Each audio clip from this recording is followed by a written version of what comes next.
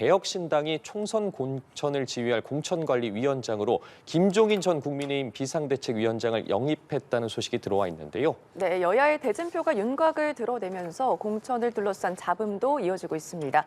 관련 내용 포함해서 정치권 이슈들 정혁진 변호사 그리고 김수민 시사평론가와 함께 짚어보겠습니다. 어서 오십시오. 두 분 어서 오십시오. 네, 안녕하십니까. 자, 오늘 오전부터 정치권이 상당히 바쁘게 돌아가고 있습니다. 앞서 10시에는 국민의힘이 공천심사 결과를 발표했고 조금 전에는 더불어민주당 공관위의 6차 공천심사 결과를 보고 오셨는데 양 당의 공천심사 결과에 대해서는 저희가 잠시 후에 좀 구체적으로 이야기해 보도록 하고 먼저 앞서 조금 전에 이제 개혁신당이 총선 공천을 맡은 공관위원장이 김종인 전 국민의힘 비대위원장을 선임했다고 발표를 했어요. 당초 좀 의사가 없다고 밝혔지 않습니까? 그런데 네. 합류 결정을 한 이유 어디서 찾아봐야 될까요? 저도 굉장히 뜻밖이라고 생각했던 것이 첫 번째로는 김종인 전 위원장이 이제 공관위원장이 됐으니까 공관위원장이라고 하겠습니다.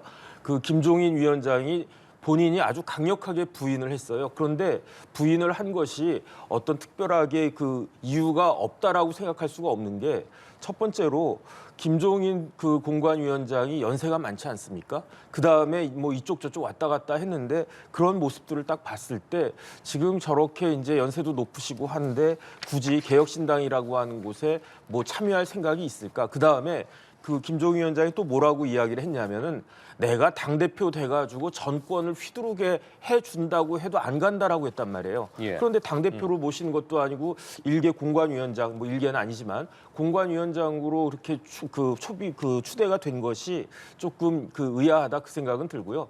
그다음에 이제 더 중요한 건 뭐냐면은 개혁신당이라고 하는 이미지에 김종인 위원장이 과연 부합하는가. 김종인 위원장이 아무리 그렇다라고 해도 개혁이라고 보기는 어렵지 않겠습니까? 개혁이라고 하면 좀 참신한 사람이 나와가지고 그다음에 신당이라고 하는 또 새롭다라고 하는 것에도 굉장히 어울리지 않는 어떻게 보면 굉장히 올드하신 그런 이미지를 가지신 분인데 이런 분을 공관위원장으로 모셔야 될 만큼 지금 개혁신당이 녹록치 않구나. 저는 오히려 그런 느낌이 들었습니다. 예. 자, 관련해서 좀 개혁신당의 이미지와 어울리냐 이렇게 의문점을 말씀해 주셨는데 이번 영입으로 인해서 좀 개혁신당이 네. 앞서 분당도 계속해서 있었고 여러 논란들이 있었는데 좀 새로운 바람이 불 거라고 보십니까? 일단 김종인 전 위원장이 고령이라는 거는 많이 약점으로 꼽히고 있는 사실이죠. 하지만 김종인 전 위원장이 거대 정당의 핵심 정치인들이나 거대 정당 자체에 비해서는 낡아 보이지 않는다는 게 또 한국 정치의 현실이기도 할 것 같습니다. 그리고 이준석 대표 같은 경우 굉장히 젊은 정치인이기 때문에 뭐 노령 정치인이 조금 있다고 해서 그게 뭐 크게 약점이 있는 게 아니라 상쇄되는 측면은 분명히 있을 거라고 보여지고 사실 뭐 지나고 나서 하는 얘기지만 김종인 전 위원장이 오히려 일찍 등판했었어야 됩니다. 보통 정당도 그렇고 국가도 마찬가지인데 쌍두마차 체제라고 하는 것은 굉장히 불안한 거거든요. 그러면 이낙연, 이준석 이 공동대표 체제가 아니라 오히려 김종인 전 위원장 같은 스타일 그리고 캐릭터의 사람이 먼저 좀 이 체제를 아우르는 지도자로 떴었어야 되는 건데 그게 늦었다라고 하는 게 오히려 개혁신당의 아픈 부분이 될 것 같고 그리고 개혁신당이 지금 중요한 부분은 중앙 정치가 아니에요. 그러니까 제가 하나의 사례를 좀 들자면 1996년 총선에 기호 3번으로 뛰었던 정당이 통합민주당이라는 당이 있습니다. 그 당시 통합민주당의 공동대표 상임고문 체제였는데 이 세 명의 지도자가 다 사지로 뛰어들었어요. 부산으로 출마도 하고 호남으로도 하고 강원도로도 했습니다. 이런 식의 플레이가 지금 제3당한테 필요한 것이다. 지금 현재 이준석 대표는 지역구도 안 정해놓고 있고 그런 이제 어떤 희생정신이라든지 이런 것들이 지도부에서 보이지 않고 있거든요. 그거를 먼저 결행을 하는 것이 우선이다라고 하는 그런 지적을 또 같이 하고 싶습니다. 예, 알겠습니다. 우선 개혁신당 이야기를 좀 해봤고요. 민주당으로 좀 넘어가 보겠습니다. 조금 전에 저희가 이제 발표를 같이 함께 듣고 오셨습니다. 민주당 공관위의 6차 공천심사 결과를 발표를 했는데 우선은 좀 어떻게 보셨는지 궁금하네요. 네, 일단 뭐 단수 공천 지역하고 네. 경선 지역이 분류가 되고 있는데 국민의힘도 어느 정도 마찬가지긴 한데 좀 단수 공천, 특히 현역 의원 단수 공천이 많다 싶어요.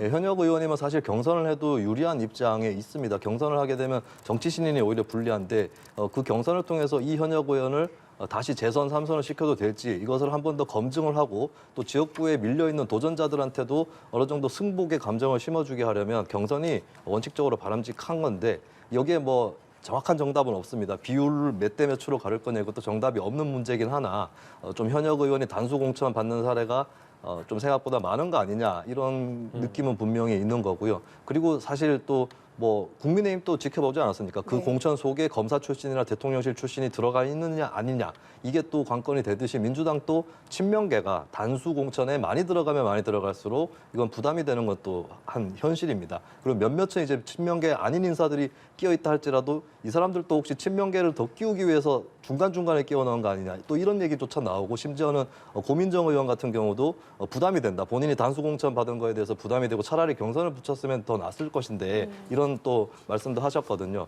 이런 걸 봤을 때는 좀 단수 공천이 최소화돼야 됩니다. 단수 공천은 진짜 험지에 뛰어든 사람이면서도 역량이 빼어나서 당내에서도 필적할 사람이 없다라든지 이런 조건을 충족시키는 사람들을 단수 추천을 주는 게 정석이라고 보여지는데 현재 뭐 국민의힘도 마찬가지지만 민주당도 단수 공천이 생각보다 좀 많다 이것으로 좀 요약을 하겠습니다. 네, 그러니까 지금 현역 의원이 포함된 단수 공천이 좀 많다 이런 얘기를 좀 해주셨거든요.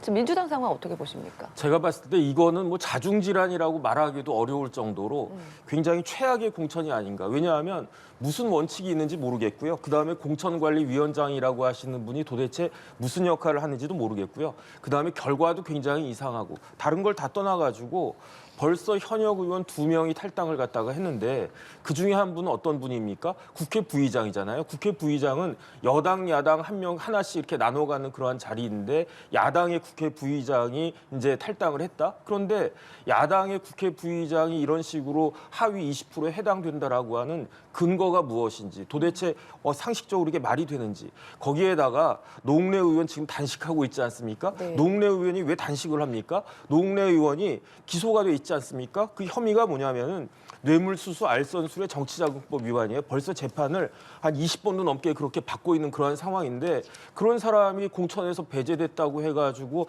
반발하면서 그 단식을 한다? 왜냐하면 민주당 당원에 보면은 뇌물이나 그 불법 정치자금 수수 같은 경우는 부정부패 혐의라고 해가지고 공천은 고사하고 가장 낮은 그런 그 당직조차도 맡지 못하게 되어 있는데 왜 이렇게 반발을 하는가? 그 이유는 딱 하나이지 않습니까? 본인보다 더한 사람이 당대표를 하고 있다. 이런 모습을 갖다 보여주고 있으니까 그러니까 당대표부터 저 밑에 있는 사람들까지 지금 민주당은 도대체 무슨 근거로 그 공천을 하는지 도대체 민주당이라고 하는 정당이 이번 총선에서 승리하고자 하는 그런 생각이 조금이라도 있는지 매우 의아하다. 저는 그런 생각이 듭니다. 예, 노웅래 의원 이야기 해주셨으니까요. 지금 어제부터 오늘 오전까지도 계속해서 이 당대표 회의실에서 단식 농성을 이어가고 있는데 나아가서 이수진 의원 같은 경우에는 탈당을 하지 않았습니까? 컷오프된 두 의원들이 이렇게 강하게 반발하고 있는데 이수진 의원 탈당하면서 이재명 대표가 국민들에게 계속 거짓말을 하고 있다는 식의 강경 발언을 내면서 바로 탈당을 했단 말이죠. 앞서 이 두 의원의 이렇게 강경한 발언이나 지금 단식 농성 그리고 탈당까지 좀 집단 탈당으로까지 이어질 수도 있다고 보십니까? 일단은 집단 탈당까지는 이어지기는 힘들 거예요. 한국 정치의 현실이 분명히 있습니다. 예를 들면 호남 지역 의원이다라고 했을 때는 공천에서 배제됐다 그러면 탈당을 해서 무소속 출마를 한다든지 이런 것들을 좀 더 결행하기 쉬울 수 있는데 수도권에서는 2등은 고사하고 3등 정도 할 수 있는 그런 상황인 거죠. 무소속이 됐던 어떤 제3당이 됐던 그렇게 옮겨봐야 이제 크게 득이 없기 때문에 집단 탈당까지 이어지기는 좀 어렵지 않을까 싶습니다. 그리고 집단 탈당이 되려면 진짜 당을 거의 5대5로 쪼갤 수 있을 정도의 규모가 돼야 되는데 거기까지는 아직 이루고 있지는 못하다라고 해서 일단 개별적으로 다들 선택을 하지 않을까 그렇게 보이고 그리고 현재 민주당에서 일어나고 있는 공천 논란은 좀 분별해서 봐야 돼요. 여러 가지 경우들이 섞여 있기 때문에 네. 노웅래 의원의 반발 같은 경우는 민주당에 득이 되면 득이 됐지 실이 되지는 않을 겁니다. 국민들 입장에서도 물론 노웅래 의원이 확실하게 혐의가 밝혀지고 재판에서 판결이 난 건 아니지만 현재 중대한 혐의를 지고 있고 보통 이런 경우는 본인이 무죄라고 해도 내가 무죄인데 당에 해가 될 수 있기 때문에 반드시 법정에서 살아 돌아오겠다. 라고 할 수 있는 거고 노웅래 의원은 또 다선 의원인 거거든요. 그러면은 이제 자진해서 불출마를 할 수도 있는 대목이다라고 하는 거는 이거는 정당과 이념의 문제를 떠나서 많은 국민들이 그렇게 생각을 하실 거라고 봅니다. 그렇다면 노웅래 의원이 컷오프된 거에 대해서는 특히 민주당이 잘못했다 이렇게 평가를 받기는 좀 어려울 것 같고 그리고 이수진 의원의 경우는 좀 어느 정도는 이제 동료가 있을 수 있는 게 사실 이수진 의원이 비명계 의원이라고 보기도 어렵고 민주당의 핵심 지지층 입장에서는 상당히 선호하는 의원 중에 한 명이었습니다. 지난번에 나경원 전 국민의힘 원내대표를 꺾고 파란을 일으키면서 당선도 됐고 이런 부분 물론 이제 의정 활동 중에 논란이 없지는 않았지만 근데 이제 핵심 지지층 입장에서도 너무하는 거 아니냐라고 생각을 또 할 수 있는데 근데 이수진 의원도 좀 처신을 잘못하고 계신 게 백현동 문제에 대해서 이재명 대표 판결문 보니까 이 다른 사람 판결문이긴 하지만 이재명 대표 상당히 의심스럽다는 얘기를 이제 와서 하고 계세요. 진작에 하셨다면 모르겠어요. 근데 공천 떨어지니까 이렇게 얘기를 하는 거거든요. 이러면 이제 이것은 굉장히 희극적으로 보일 수밖에 없다라고 하는 거 이거는 분명히 있겠습니다. 다만 민주당에서 유의를 해야 될 거는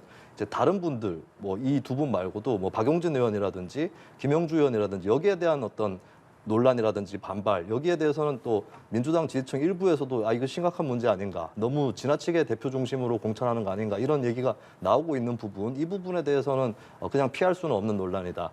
이거 제대로 해결하고 나가야 된다라고 하는 것도 같이 말씀드립니다. 예, 어쨌든 이렇게 민주당 내에서 계속 반발이 계속되고 있는데 이재명 대표도 기자들과 만나서 여러 이야기를 했는데 네네. 좀 탈당하는 인원들이 나올 거라고 보십니까? 제가 봤을 예. 때는 탈당할 가능성이 상당히 많다. 음. 그런 생각이 드는 게 첫 번째로 조금 전에 이수진 의원 말씀하셨지만 이수진 의원이 철험회였잖아요. 그럼에도 불구하고 지금 이런 식으로 반발을 하는데 그 김수민 평론가는 조금 뭐 이렇게 판결에 대해서 이렇게 말씀을 하셨지만 이 백현동 판결이 언제 나왔느냐? 2월 13일에 나왔어요. 아직 열흘밖에 안 됐단 말이에요. 아직 따끈따끈한 그런 판결인데 지금 충분히 이야기해도 될 수 있는 그런 시간이 아닌가. 더군다나 철험회 출신의 판사 출신 이수진 의원이 백현동 판결 이상하다. 그걸 통해 가지고 이재명 대표가 대국민 사기국, 대국민 거짓말을 하고 있다. 이렇게 이야기하는 게 중도층 유권자들 표심을 움직이지 않는다. 저는 그게 말이 안 된다라고 생각을 하고요. 탈당을 왜 하느냐? 제가 생각해 보니까 한 4가지가 있을 것 같아요. 첫 번째는 억울하다. 내가 이렇게 탈당할 만한 그런 사정이 아닌데 낙천될 만한 사정이 아닌데 이렇게 낙천된다라고 하는 게 기준도 없고 원칙도 없고 진짜 억울하다. 그런 마음이 들지 않겠습니까? 두 번째는 더 중요한 거는 내가 탈당을 해서 무소속으로 나가든 아니면 제3지대 어디로 가든 잘하면 내가 될 수 있겠다. 그러면 민주당에서는 아무런 남는 게 없으니까 차라리 나가는 것이 탈당하는 것이 낫지 않겠는가 생각할 거고 그다음 더 중요한 건 뭐냐면요. 지금은 내가 국회의원이 혹시 못 될지 모르더라도 내가 탈당해가지고 어떤 도모를 하면 미래가 있을 수 있겠다. 이런 생각이 있어도 탈당할 수 있을 것 같고 마지막으로 극단적으로 생각하면요. 내가 너무너무 억울하기 때문에 내가 나가서 어떻게든 출마를 하면 민주당 후보 나를 제끼고 그 공천받는 그 후보를 떨어뜨릴 수도 있겠다. 내가 되지는 못할 망정 이런 복수의 심정까지 있을 수 있기 때문에 그런데 모든 사람들이 지금 심지어 노웅래 이수진 의원 같은 사람까지도 그렇게 반발할 만큼 민주당의 공천이 제가 봤을 때 엉망이기 때문에 이런 상황에서는 충분히 탈당의 요인들이 갈수록 점증되고 있다. 저는 그렇게 판단이 됩니다. 네, 탈당이 더욱더 늘어날 것이다 이런 말씀을 좀 해주셨습니다. 이런 가운데 지금 박용진, 김한정 의원이 재심 신청을 했는데 지금 민주당 공관위에서 기각 판정을 내렸습니다. 이에 대해서 해당 의원들은 민주적 절차를 훼손했다 이렇게 얘기를 하고 있고 민주적 절차로 했다 이렇게 반박하고 있거든요. 이 상황은 좀 어떻게 보십니까? 일단 해당 의원들은 공관위원회에서 재심에 대해서 심사를 해서 결과를 통보를 해야 되는 거 아니냐 얘기를 하시는 거고 네. 공관위원장 이명백 위원장은 공관위원들이 나한테 위임을 했기 때문에 그냥 내가 해도 된다, 통보를 해도 된다라는 입장인데 이게 좀 사리에 맞게 상식적으로 판단을 해보자면 뭐 비교 사례가 하나 있다면 뭐 최근에 있었던 일이기 때문에 테라 루나 폭락 사태의 그 권도영 씨 같은 경우 최근에 몬테네그로 법원으로부터 미국으로 송환되는 결정을 받았어요. 하지만 이 권도영 씨조차도 항고를 할 수가 있습니다. 항고를 3일 이내에 할 수 있고 항고를 해서 또 판단을 받아보면 그만큼 이제 미국으로 송환되는 그 기한은 늘어나는 거거든요. 근데 이 경우도 마찬가지인 게 재심 신청이 있었으면 정식으로 재심 심사를 하고 어느 정도 시간이 소요되는 것이 자연스럽고 정상적인 것입니다. 그렇다면 공천관리위원회가 사실 공관위원들이 봤을 때는 어떤 기준에 미달하기 때문에 이거는 심사를 해봤자 즉각 결정이 날 것이다 라고 생각을 할 수도 있어요. 그러면 오히려 그럴수록 공관위를 정식으로 소집을 해서 위원들 간에 모여서 다 같이 보고 재심 사유가 안 된다. 그래서 기각이다라고 하는 것을 뭐 표결을 하든지 합의를 해서 네. 결정을 내리는 이 절차를 밟는 것이 정상적이긴 합니다. 그렇기 때문에 현재 공관위가 그냥 위원장이 통보를 다시 해준다고 해서 되는 일은 아니다. 이것은 저는 해당 의원들의 반발에 충분히 일리가 있다라고 생각합니다. 자, 그럼 네. 관련해서 조금 전에 이명백 공관위원장이 이제 관련 지역들을 발표를 했는데 이렇게 반발한 사위 10% 통보를 받은 뭐 박용진 의원 같은 같은 경우에는 3인 경선을 치르게 되고 뭐 윤영찬 의원, 이수진 비례의원하고 2인 경선, 뭐 하위 10% 받은 뭐 김한정 의원 같은 경우에도 김병주 비례의원하고 2인 경선을 치르게 됐거든요. 관련해서 뭐 반발이나 앞으로 목소리가 더 나올 부분은 없다고 보십니까? 일단 경선 구도에 대해서는 뭐 이들 의원들이 특별히 반발할 건 예. 없다고 보여져요. 이 경선 구도는 이미 어느 정도 예상됐던 구도이기 때문에 근데 이 의원들의 이제 경선 구도, 뭐 자기 상대가 누가 되고 혹은 이런 것들이 걱정이 되고 문제 삼는 것이 아니라 본인이 받은 하위 20% 자체에 대해서 이제 승복이 안 되고 있고 이것이 경선에서 30% 감산으로 이어지기 때문에 그 부분에 대해서 반발을 한 거거든요. 그렇다면 일단 경선에 들어간 것 자체는 이제 뭐 특별하게 추가적으로 반발 요인이 되지는 않을 것이다라고 보여지고, 그리고 경선 구도에 이런 것도 있을 겁니다. 그러니까 30% 감산이 된다고 했을 때 이게 양자 구도냐 삼자 구도냐 좀 차이가 있을 수도 있거든요. 네. 삼자 구도가 되면은 뭐 여러 가지 경우의 수가 있을 수 있겠지만 조금 더 1, 2위 간의 표차가 더 줄어든다거나 이런 것이 더 가능하기 때문에 삼자 구도라면 더 민감해질 수도 있는 이런 부분도 한편으로 또 있겠습니다. 네, 알겠습니다. 자, 이렇게 이번 사태에 대해서 이재명 대표도 처음으로 직접 입을 열었는데요. 이 당 원로들이나 이철희 전 수석이 원하는 답변은 일단 없었습니다. 함께 듣고 대담 이어가 보도록 하겠습니다. 뭐 툭하면 사퇴하라 소리 하는 분들이 계신 모양인데 그런 식으로 사퇴하면 아마 1년 내내 365일 대표가 바뀌어야 될 겁니다.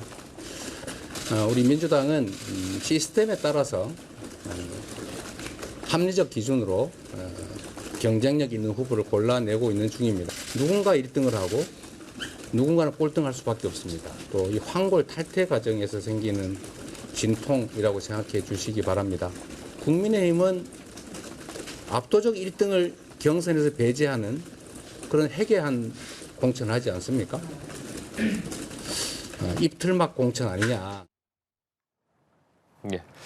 이재명 대표의 사퇴 요구에 대해서는 뭐 툭하면 사퇴 요구라면서 대수롭지 않은 반응을 보였는데, 나아가서 뭐 황골 탈퇴 과정에서 생기는 진통이다 이런 이야기를 덧붙였어요. 그러면서 또 국민의힘 공천에 대해서 입틀막 공천이다, 좀 화살을 돌리는 듯한 모습도 보였거든요. 화살을 돌리려고 해도 돌려집니까? 지금 같은 상황에서 민주당에 무슨 시스템이 있습니까? 제가 찾아보니까요. 조금 전에 재심 관련해서 규정이 다 있어요. 민주당은 규정은 다 그럴듯해요. 그런데 문제는 뭐가 문제냐면은 규정은 다 만들어지고 그럴듯한데 지키지를 않는단 말이에요. 제가 보니까 재심 관련해서도 민주당 당원 102조의 규정이 있는데 이렇게 심사 결과에 이의가 있을 때에는 48시간 이내에 중앙당 재심위원회에 재심을 신청할 수 있다. 이렇게 규정한단 말이에요. 예. 그러니까 박용진 의원도 그 규정에 따라 가지고 48시간 이내에 재심을 신청한 거 아니겠습니까? 그런 다음에 당규에 보면 무슨 당규가 있냐면 공직선거 후보자 추천 및 선출직 공직자 평가위원회 규정이라고 있어요.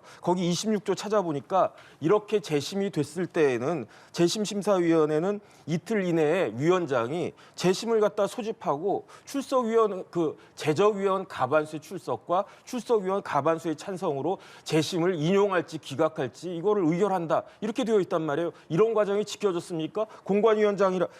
재심위원장도 아닌 공관위원장이 띡하니 문자 보내가지고 재심 기각됐다. 이렇게 이야기하는 게 이런 민주당에 무슨 시스템이 있다라고 이야기하는가. 그러니까 이재명 대표가 뭐 툭하면 나 사퇴하라 이렇게 이야기한다라고 이야기하는데 그렇게 그 사퇴해야 할 사안이 많음에도 불구하고 그러한 사람이 민주당의 대표로 앉아가지고 이렇게 공천을 이렇게 막 자기 마음대로 하니까 이러니까 그 모든 사람들이 문제를 갖다 삼는 것이 아닌가. 물론 공천받는 사람들은 좋겠지만 이렇게 억울하게 낙천됐다라고 생각하는 사람들에 의해서 민주당의 파열음은 더 커지지 않겠나. 저는 그런 걱정이 됩니다. 예, 관련해서 좀 짧게 의견 여쭙겠습니다. 네.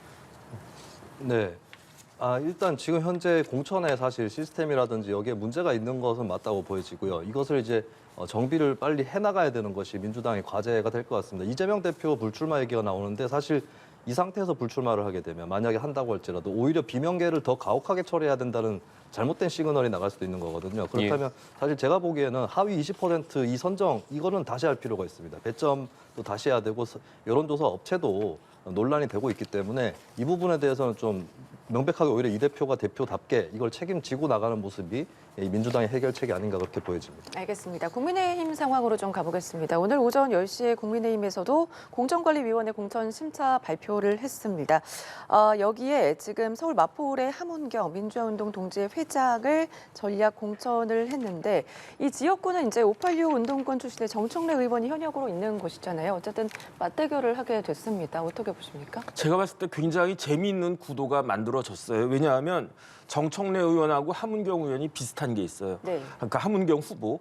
그 함은경 후보가 1985년에 삼민투 위원장이었거든요. 그때 미국 문화원 점거 농성을 했어요. 그래서 우리나라 사람이 미국 문화원을 점거한다. 굉장히 아주 센세이셔널한 그런 일이 있었는데 이거를 주동했던 사람이 함은경 위원장 아니었겠습니까? 그런데 정청래 의원도 비슷한 행동을 해요. 언제 하냐면 4년 지난 1989년에 이번에는 주한 미 대사관을 점거를 하려고 했었단 말이죠. 그러니까 이렇게 그 미국을 갖다가 그 문화원도 점거하려고 하고 대사관을 점거하려고 했던 비슷한 이력의 소유자가 시간이 한 30년 넘게 지나가지고 이제는 여당과 야당의 후보로서 마포울에서 붙는다. 이것만 해도 어떻게 보면 스토리가 나오는 거 아니겠습니까? 제가 봤을 때 지난번 김경률 그 비대위원보다 오히려 더 재미있는 구도가 만들어진 것이 아닌가 저는 그런 생각도 듭니다. 네, 또 하나의 발표가 있었죠. 경기 고양시 지역의 김연아 후보에 대해서 재논의를 하겠다 이런 얘기가 있습니다.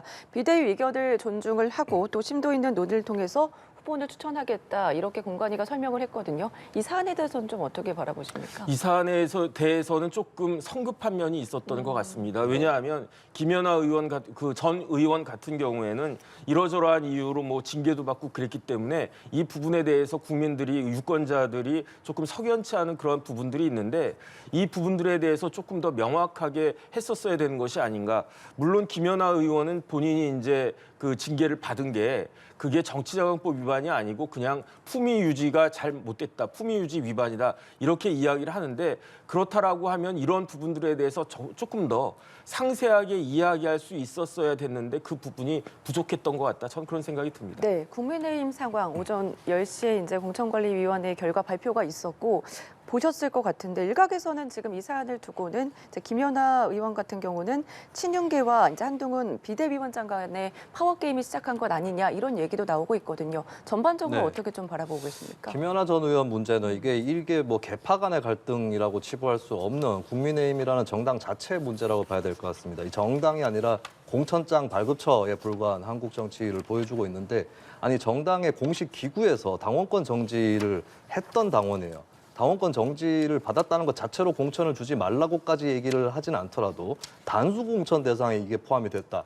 이게 결국에 철회가 됐다고는 하지만 이런 일이 잠시라도 벌어졌다는 거는 그럼 그 당의 윤리위원회에 대한 정면 무시거든요. 공천관리위원회와 윤리위원회 대결이다. 이건 계파 간의 대결을 넘어서서 당이 자아분열을 한 겁니다. 당 대 당으로 붙은 거예요.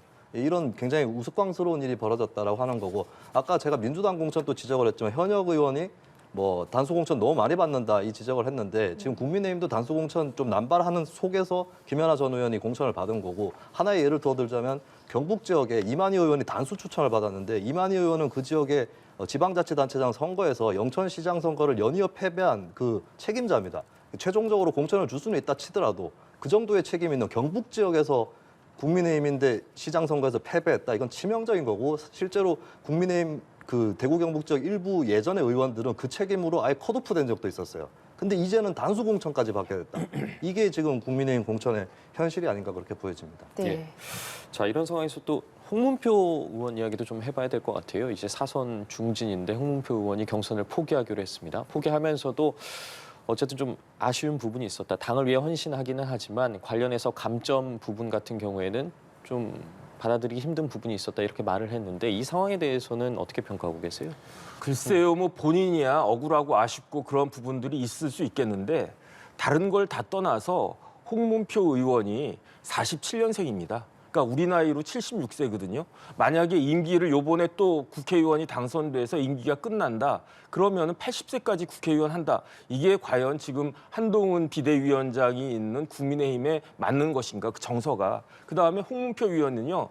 4당 오락이에요. 지금 4선 의원이니까 국회의원 당선 4번 됐거든요. 오락이거든요. 오락은 뭐냐면은 5번 떨어졌다는 이야기예요. 그러니까 선거에 이 4당 오락만 쳐도 9번 나왔다는 이야기고 9번 나왔다라고 하는 것은 36년 동안 이제 그 선거에 나왔다라고 했는데 이런 걸 모든 것들을 종합해 봤을 때 홍문표 의원이 뭐 지금까지 의정 활동 잘 하셨을지 몰라도 누가 봐도 이런 부분들은 그런 본인의 한계가 있다. 저는 그런 생각이 듭니다. 예.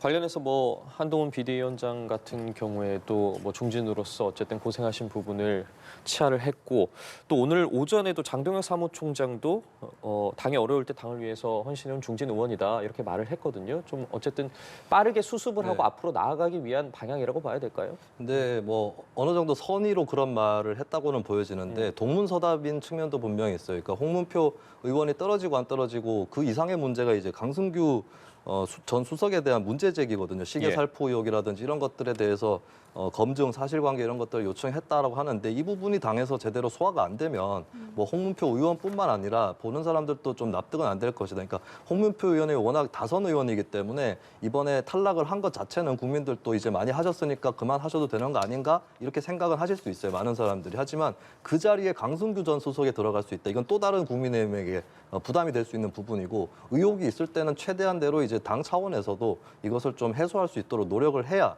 그래야 이제 홍문표 의원에 대해서도 낙천을 하는 거에 대해서 좀 더 달랠 수 있는 감정적으로만 달래는 것이 아니라 이성적으로 납득시킬 수 있는 그런 당의 조치가 필요하지 않을까 그렇게 보입니다. 네. 이번엔 국민의힘 비례위성정당인 국민의 미래 좀 이야기해 보도록 하겠습니다. 오늘 네네. 공식 출범하게 되는데 어쨌든 당대표도 이제 내정이 됐습니다. 한동훈 비대위원장 관련해서 국민의힘 비례정당은 민주당에 대응하기 위한 뭐 도구일 뿐이다라고 말을 했어요. 네네. 이게 병리평을 그 국민의힘에서는 비례대표 관련해가지고 병리평을 주장하지 않았습니까? 그런데 그럼에도 불구하고 제1당인 민주당이 힘에 밀려가지고 어쩔 수 없이 연동형이 채택될 수밖에 없지 않았습니까? 그런 상황에서 위성정당을 만드는 것은 불가피하다라고 볼 수밖에 없는 게 왜 그러냐면 아무리 연동형 그렇게 이야기해도 위성정당을 만들게 되면 그거는 그 효과는 선거로 인한 효과는 병리평하고 똑같은 거거든요. 그렇기 때문에 어떻게 보면 위성정당을 이렇게 만들고 그 위성정당의 대표로 당직자를 임명하는 게 차라리 더 일관성이 있는 것이다. 저는 그렇게 생각이 되고요.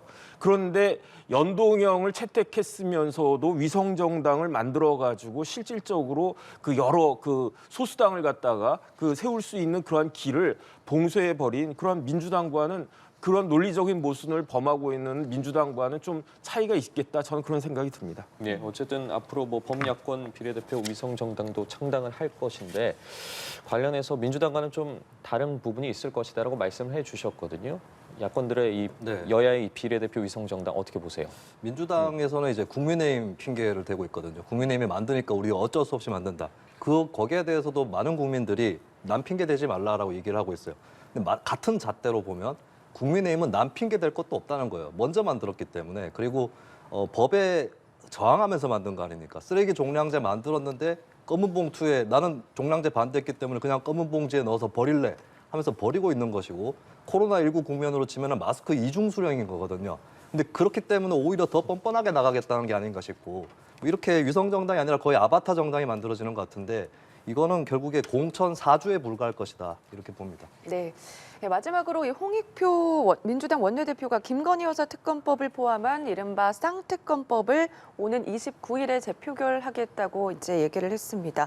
지금의 공천 상황으로 미루어 볼 때 이 법안의 이제 처리에 대해서 어떤 영향을 줄지도 궁금하거든요.